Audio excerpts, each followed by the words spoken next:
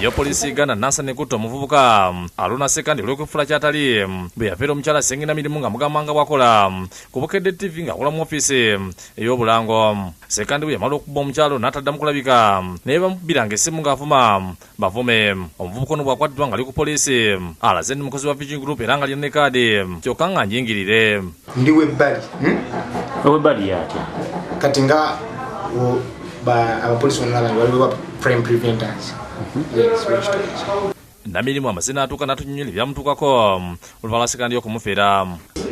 Bakuyambe naye ng'omwana mulenzi oyo yanfeera nnyo n'antambuza ate ekyasinga okunuma n'ali mu ensonyi ye naye yanvuma ng'akugamba atya gamba oli musiru gwe totegeera obwo busente kampuni ejja busasula ne mugamba ekigambo eki ne mugamba sente odde z'amasiikiini tomanyi gye yava. Luka Kajiri ne batuusa abo be bakusakidde eggulu ino lwa Bukedde TV.